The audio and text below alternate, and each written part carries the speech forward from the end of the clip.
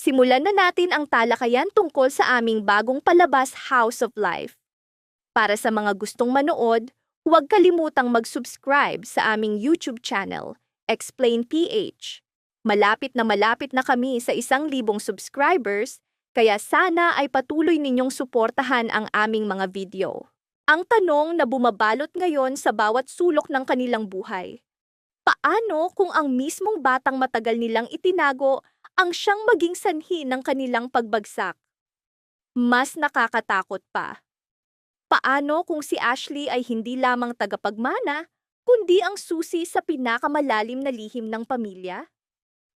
Mabigat ang katahimikan nang matuklasan ni March na si Ashley ay tunay na anak ni na Paulo at Thea. 5 taon ng kasinungalingan. Sino ba ang hindi mababaliw sa ganitong revelasyon? Ngunit ang emosyon ni Marge ay hindi lamang galit. Ang kanyang tingin kay Thea ay may halong hiya. Oo, ngunit may bakas din ng paghihiganti. Marahil pati kaalaman ng mas malalim pang katotohanan. Si Thea, bagaman puno ng hiya, ay higit na pinaghaharian ng takot. Takot na lumabas pa ang ibang lihim. Takot na mawalan siya ng kontrol kay Ashley.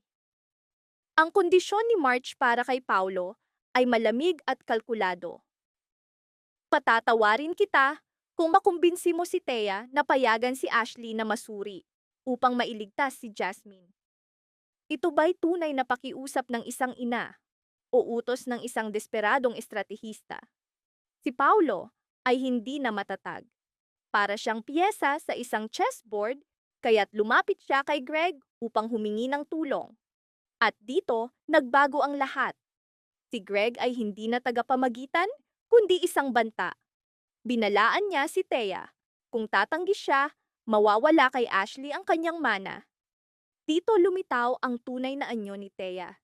Hindi lamang siya isang ina, kundi isang taong handang isugal ang lahat para sa pera o sa hinaharap. Ngunit nanatiling tanong, ano ba talaga ang pinakamahalaga sa kanya? At kung ang kanyang desisyon ay pinapatakbo ng takot, hindi ba ito ang simula ng trahedya? Si Ashley, na walang kaalam-alam sa lahat, ay sa wakas pumayag na mag-donate. Isang inosenteng desisyon, isang sakripisyong hindi niya lubos na nauunawaan. Wala siyang pag-aalinlangan na para bang nais niyang patunayan ang sarili. Ngunit kanino? Iyon ang nakakatakot na posibilidad. Paano kung hindi sila magkatugma? O mas masahol pa, paano kung may hindi inaasahang mangyari kay Ashley sa operasyon? Kung gayon, sino ang mananagot? Si Marge, si Thea, o si Paulo na nalulunod sa sarili niyang mga nakatagong kasalanan? Narito ang mas madilim na pagliko. Paano kung ang sakit ni Jasmine ay hindi lamang karamdaman, kundi nakatali sa pinakamalalim na lihim ng pamilya? Kung gayon, si Ashley ay hindi lamang donor, kundi bahagi ng anino ng katotohanan. Nakatagilid si Jasmine sa kanyang kama sa ospital. Si Ashley ay papunta sa operasyon. Si Thea ay gumuho sa bigat ng kanyang mga desisyon. At si March ay kumukontrol mula sa likod ng mga pangyayari. Ngunit walang nakapansin, ang katahimikan ni Ashley ay hindi na simpleng pagsunod. Ang kanyang mga mata ay may dalang hindi maipaliwanag na emosyon. Ang kanyang tingin kay Paulo ay puno ng tanong, hinala, na para bang unti-unti niyang nauunawaan na may mali, may kulang sa kwento ng kanyang buhay. At si Paulo, bakit niya iniiwasan ang mga mata ng kanyang anak? Ito ba'y dahil sa pagkakasala o sa takot na sumabog ang katotohanan anumang oras? 16 na taon niya itong itinago. Ngunit bakit siya bumibigay ngayon? Dahil ba kay Jasmine? O dahil sa mas malalim pang lihim na desperado niyang takasan? At si Thea, marami ang naniwalang pumayag siya dahil sa takot. Ngunit pansinin ang kanyang katahimikan. Ang katahimikan na iyon ang pinakadelikado.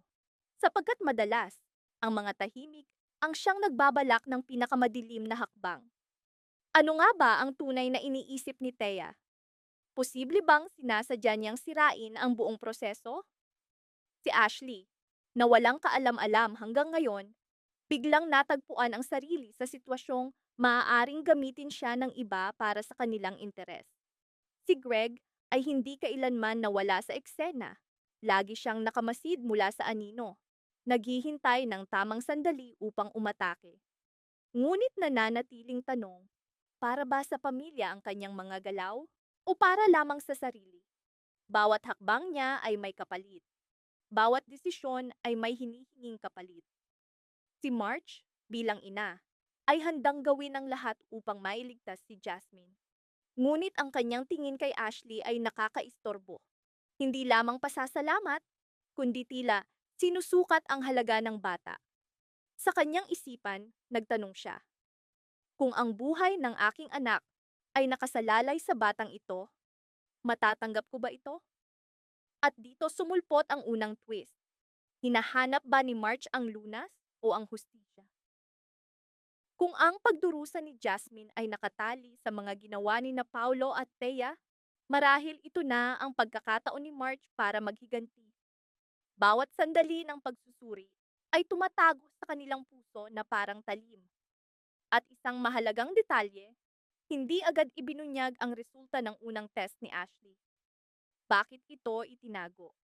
At kung magkatugma sila, tunay ba itong himala o isang bagay na sinadya? Mas madilim na posibilidad ang lumitaw. Baka si Ashley ay hindi lamang ang donor. Marahil, may iba pa, mas malapit, mas konektado, na sadyang itinago sa anino. Kung lumabas ang katotohanan iyon, guguho ang pundasyon ng pamilya. Si Edward, na palaging tahimik, ay may dalang mga tanong sa kanyang mga mata. Ang kanyang tingin ay tila naghahanap ng katotohanan sa bawat eksena. Marahil siya ang unang makakaunawa na si Ashley ay hindi lamang anak ni na Paulo at Thea, kundi bunga ng mas komplikadong lihim. Kung ang kapanganakan ni Ashley ay nagtatago ng isa pang sikreto at matuklasan ito ni Edward, ano ang mangyayari? Magiging handa pa ba si Ashley na magsakripisyo o siya mismo ang magtatakda ng hangganan? Habang papalapit ang araw ng operasyon, lalong tumindi ang tensyon, lalong lumalim ang mga tingin, at ang katahimikan ay naging mapanganib. Bawat desisyon ay may kapalit, at hindi lahat ay handang magbayad. Nanatiling nakabitin ang tanong, kung ikaw si Ashley, isusugal mo ba ang iyong buhay upang mailigtas si Jasmine o hihilingin mo munang malaman ang buong katotohanan?